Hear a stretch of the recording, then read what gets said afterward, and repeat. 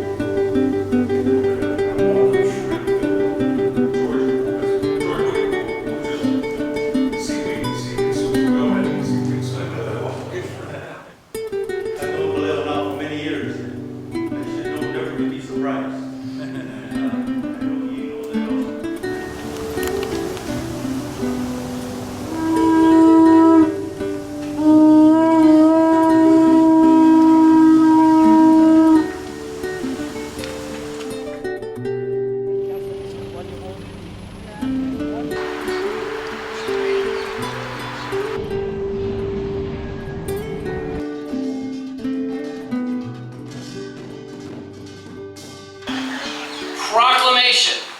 Whereas many people of Hawaii admire the actions and sincere efforts of President Grover Cleveland in supporting Queen Liliuokalani's appeal to restore the Kingdom of Hawaii, and whereas the strategic and deliberate actions of the President and the Queen inspired many to seek justice and reconciliation through nonviolent action, and whereas the Pacific Justice and Reconciliation Center has promoted justice and reconciliation through the April 30th Project for the past 7 years.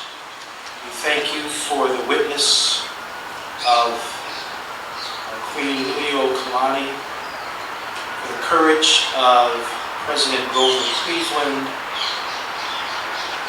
We thank you for the freedom in our hearts that you give us. Help us to employ that freedom in the maintenance and restoration of justice, peace, and reconciliation in our communities, and especially in this land of Hawaii.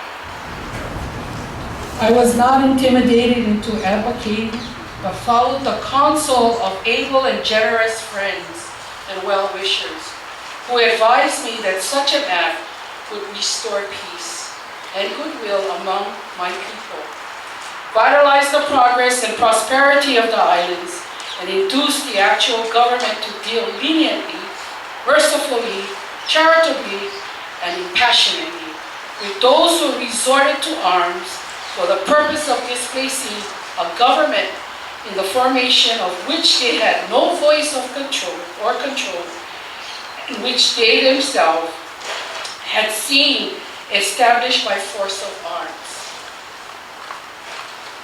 Aloha kako. Aloha, Mr. Cleveland. Welcome. The Episcopal Church was invited 150 years ago to these islands by King Kamehameha IV and Queen Emma. But Queen Liliuokalani was one of my parishioners too. And tomorrow, part of the reenactment at the palace will be her meeting with my predecessor, Tenneco, Bishop Willis. I offer that up to say that the notion of reconciliation is born by invitation, by forgiveness, and by welcome. Bishop Willis was not always he was cantankerous. But he was loyal to the Queen. We're here tonight to remember our beloved Queen, as well as our honorable President, represented here this evening by his grandson, George. On behalf of the Interfaith Alliance, which represents most of the faiths and spiritual journeys of those in Hawaii, I'm very honored to be part of this week's remembrance of our beloved Queen and understanding of the need for all of us to look within our hearts and to take stock of who we are and remember that we are guests of our beloved Queen.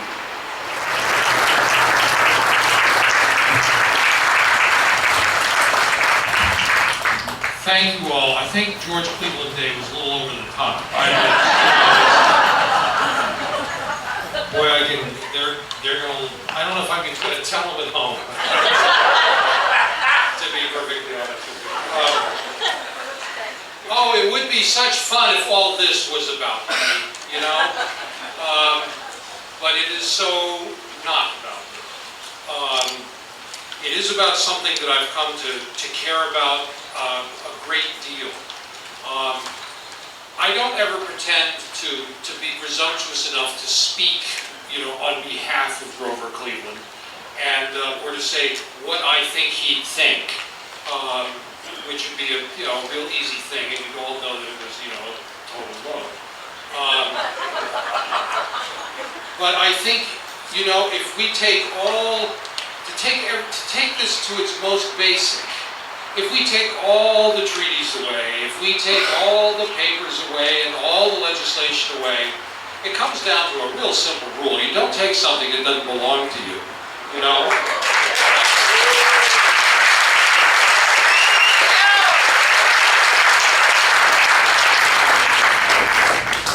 That's what I was taught. And,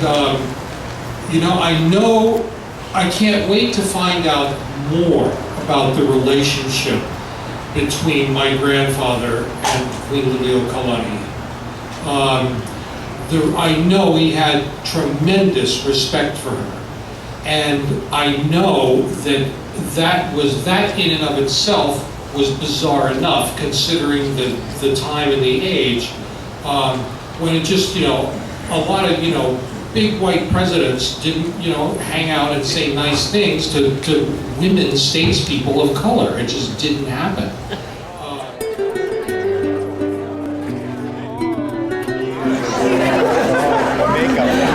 Thank you. You've done a fabulous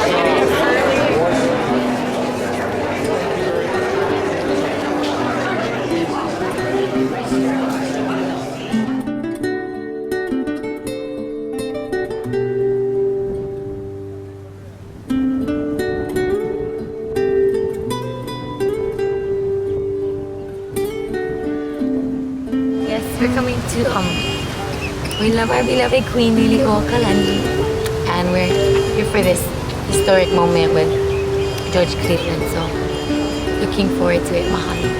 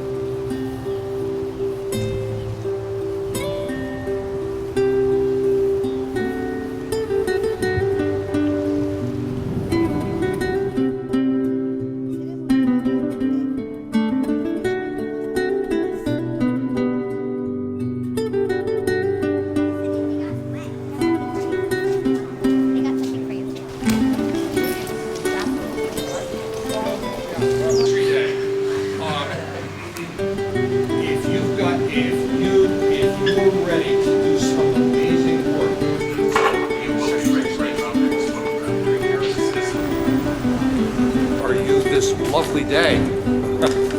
It's a beautiful day here at Iolani School.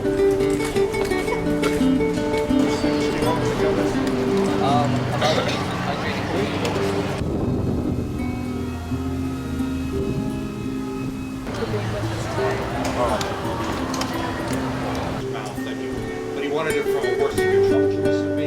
People ask me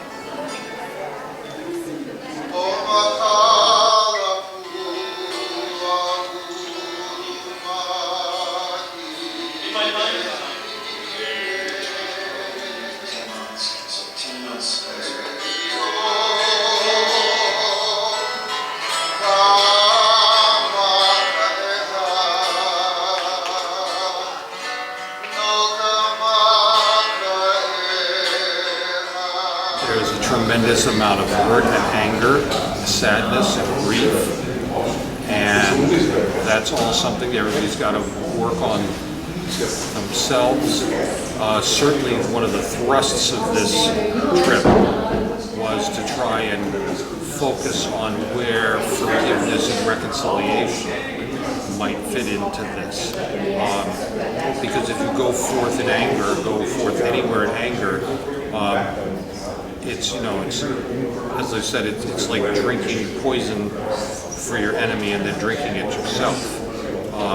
You will never go forward if you're still holding some kind of anger to the past.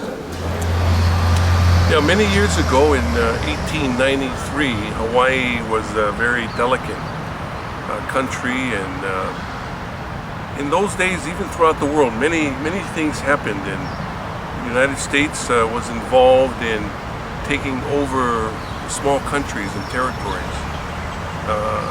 In the Pacific, Samoa and the Philippines, the Virgin Islands in the Caribbean, and Hawaii. These were all places that the United States wanted to colonize and make into U.S. territories. And so that was a very difficult time in the history of the world. So it's always important to remember our history so we don't do those terrible things again.